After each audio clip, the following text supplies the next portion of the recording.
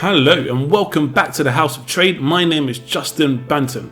Today I want to talk about a revolutionary leader in Africa, among many of the revolutionary leaders in Africa making waves recently.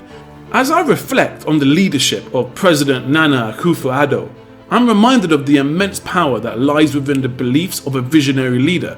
In a world often plagued by uncertainty and division, his steadfast commitment and his intelligence regarding key beliefs has ignited a revolutionary spirit within Ghana that is nothing short of inspiring, something that could be emulated and replicated across the African continent proper.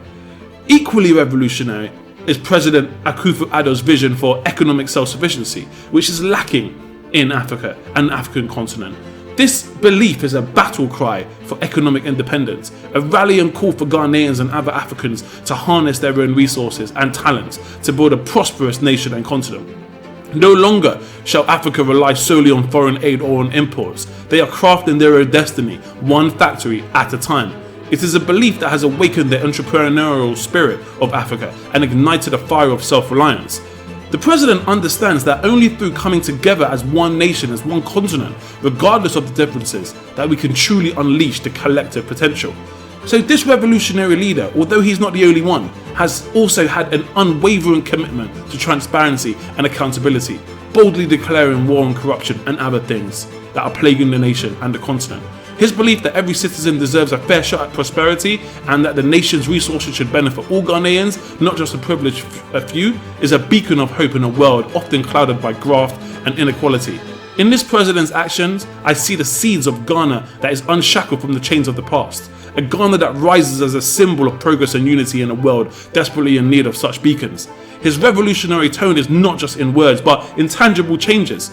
The changes he has brought about to the nation of Ghana. Under his leadership, Ghana is not merely a country on the map, it is a force to be reckoned with, a nation poised for greatness.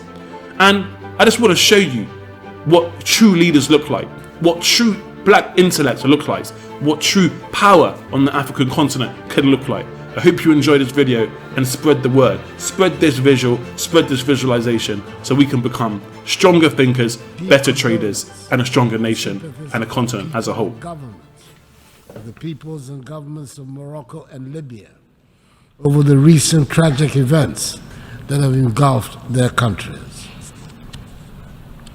I do not need to employ any hyperbole, nor find any fancy words to state the reality of the situation humanity currently faces. Our world is not a happy place today. Wherever we look, and in whichever area of our lives to which we turn our attention, there is unhappiness, distrust, and loss of confidence in the structures that have guided the governance of the world since the end of the Second World War, nearly 8 decades ago. Mr. President, the theme chosen for this meeting is rebuilding trust and reigniting global solidarity, accelerating action on the 2030 agenda and its sustainable development goals towards peace, prosperity, progress, and sustainability for all. The choice of the theme implies that there's general acknowledgement that things are not what they ought to be in our world. The mutual trust among nations that is required to ensure harmony has considerably diminished. The cohesion that we need to build the peace and prosperity of our societies is disintegrating and nearing Cold War lows. We do not seem to have any common values on which we can all agree, nor common goals to which we all aspire. The fault lines are not just between poor and rich, or the South and North, or the developed and developing countries. Even within well-established and rich countries, the tensions over trade, climate, political boundaries, and geopolitical spheres of influence are palpable. Long-held definitions are being challenged, and sacred truths and beliefs are being questioned or discarded outright, and in some instances, the deliberate peddling of blatant untruths has become acceptable. This organization, The United Nations, under whose auspices we, the nations of the world, are gathered for the annual review of the world, was established in the belief that our common humanity would be the overriding consideration in dealing with the problems that would invariably arise when we deal with one another. There is no doubt that the organization has achieved a great deal in its 78 years of existence, of which we can all be justifiably proud. But it is also true that the reluctance by the nations that were the major powers at the formation of the organization to agree to any reform to reflect present realities has led to the undermining of the credibility of the United Nations and some of its organs, in particular, the Security Council. Ghana is currently serving out the second of its 2-year term on the Security Council as a non-permanent member. This is the 4th time in the 66 years since we joined the UN, the first post-colonial African nation to do so, that we've had the privilege of serving on the Council. Mr. President, it has been a sad and disappointing experience for us. We've witnessed it firsthand, over and over again, that the big powers of the United Nations might be preaching democracy, fairness, and justice around the world, but are happy to practice the opposite here at the United Nations, prioritizing parochial interests over those of humanity. Back in 2017, the first time I addressed the General Assembly as President of my country, I spoke at length on the need to reform of the United Nations and of the Security Council in particular. I said then that the urgent need to reform this organization had been talked about and scheduled for a long time, but somehow we've never found the courage and the will to execute it. I said then that Ghana supports UN reform, especially of the Security Council, as set out in Africa's common position on UN reform, based on the Eswatini Consensus. Mr. President, I said then that the time was long overdue to correct the long-standing injustice that the current structure and composition of the United Nations Security Council represent for the nations of Africa. After serving on the Council at this difficult time in the world, our views on the need for reform have been even more strongly reasserted. We cannot continue to preach democracy, equality, and good governance around the globe. We cannot insist on peace and justice in the world when our global organization is seen by the majority of its members and the people of the world as hampered by an unjust and unfair structure. Mr. President, the Assembly has quite properly chosen the rebuilding of trust as critical in restoring stability and prosperity to our world. We cannot rebuild that trust when the organization that should bind us is seen by many as helping to perpetuate an unfair world order, which is reinforced by an inequitable, dysfunctional global financial architecture. Mr. President, for the past year and a half, a full-scale war is being waged in the center of Europe. The United Nations appears unwilling or unable to influence the events taking place in Ukraine. Ghana has sat on the Security Council throughout this period and can testify that the global solidarity we seek to reignite under the umbrella of the UN will only happen if and when it suits those who wield the mighty power of veto. And at the moment, there's nothing to show that these countries have any interest or inclination to do so. Ghana still believes that this organization provides the best vehicle for the world to manage its hydra-headed problems, but it can only function effectively and meet our expectations when we reform the pillars upon which it rests. Anything short of that will continue to undermine its credibility. Mr. Mr. President, I do not refer to the events in Ukraine and seek to pretend to ignore the tragic events in my own neighborhood of West Africa and the Sahel. Instability in the Sahel and widespread terroristic activities have put West African countries under severe political pressure and economic strain. Several countries in the region have lost vast stretches of territory to the rampaging terrorists.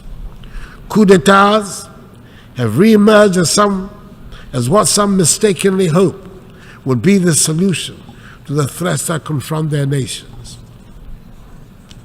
We in the West African region are trying as best as we can, under the very trying conditions we face, to deal with the situation.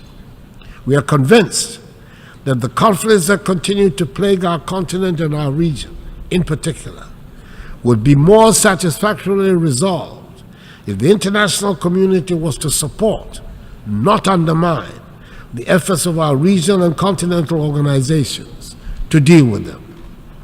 Africans fought and died in the Second World War in defense of Europe and her allies, who reset the world towards the path of peace and prosperity that their nations and citizens have enjoyed for decades now.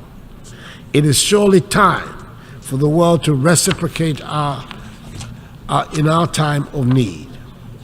Mr. President, we in Ghana are holding firm to our belief in democracy as the best route to build the prosperous nation that is our aim. It is true that the economic dividends that many of our citizens justifiably expect from the democratic process have not come as fast as had been anticipated. But we're determined to hold fast to the course because we believe that ultimately it will succeed in delivering freedom and prosperity for the mass of our people. We're also having to countenance for the first time in recent human history not just the question of democracy and a deliberate campaign of disinformation against democracy, but also the propagation of authoritarian rule as the faster route to economic advancement. The belief of young people in democracy as the governance model best suited to build peace and prosperity in our society is under systematic attack. The economic impact of COVID-19 pandemic and the impact of the war in Ukraine have only added to the pressure and the anxiety of our young people. We can also certainly do without having to spend the huge amounts of money we currently spend on security at our northern borders in particular. At this time, unhappily, we feel no sense of the international solidarity that we believe we should receive. It is surely in the interest of the whole world that West Africa should be peaceful and prosperous. We want our young people to be part of a peaceful and prosperous West Africa, rather than part of the thousands that arrive at an unwelcoming Europe after perilous journeys across the Sahara and the Mediterranean Sea.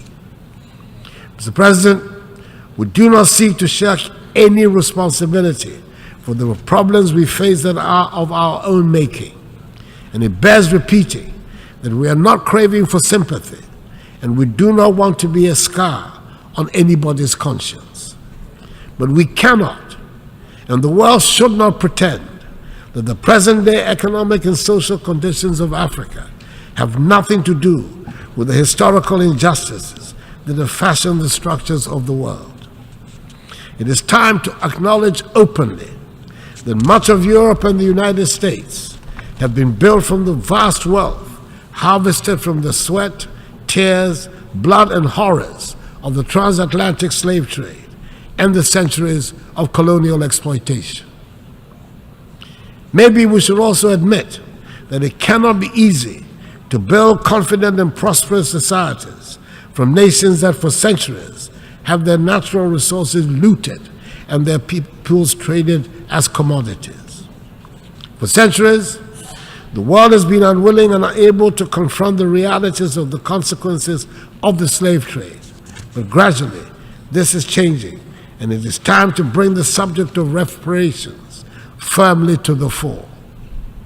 Granted, the current generations are not the ones that engaged in the slave trade, But that grand inhuman enterprise was state-sponsored and deliberate, and its benefits are clearly interwoven with the present-day economic architecture of the nations that designed and executed it. Reparations must be paid for the slave trade. No amount of money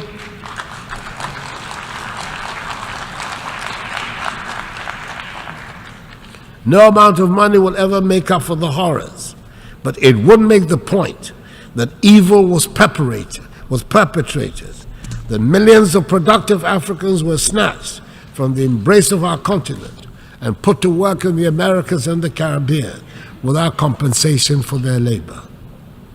If there are any hesitations in some minds about the paying of reparations, it is worth considering the fact that when slavery was abolished, the slave owners were compensated for the loss of the slaves because the human beings were labeled as property, deemed to be commodities. Surely, this is a matter that the world must confront and can no longer ignore. The African Union has authorized Ghana to hold a global conference on the issue in November in Accra. It is probably also the time to return to that vexed subject of illicit financial outflows out of the continent of Africa. I refer to the report of the panel chaired by the highly respected former South African President Thabo Mbeki on the illicit flow of funds from Africa, which states that Africa is losing annually more than 88 billion United States dollars through illicit financial outflows. Yes, those monies too must be returned to the continent. It is difficult to understand why the recipient countries are comfortable about retaining such funds and are happy to call those countries from whom the monies are taken as corrupt. I believe that a joint task force of the African Union Commission and the OECD Secretariat under the auspices of the United Nations should be charged to find ways of stopping the damaging outflows. Mr. President, before the pandemic, we, like many other parts of the world, were making progress with the 17 SDGs, and we had good reason to believe we would achieve the 2030 target. Today, the picture we have on our performance is not very bright. Most of the 21 targets designated for achievement by 2020 have not been met, and we are not on track to achieve many other targets by 2030. According to the 2023 SDG report, just 12% of the SDG targets are on track to be achieved. Progress on 50% of the targets is weak. The most disappointing part is that we have stalled or retrogressed more than 30% of the targets. We need to accelerate action on the entire project. Mr. President, it is within our capacity to turn things round. A good start would be to make the needed changes to the structures of our organization. Then we can rebuild trust and reignite global solidarity. Mr. President, I thank you for your attention.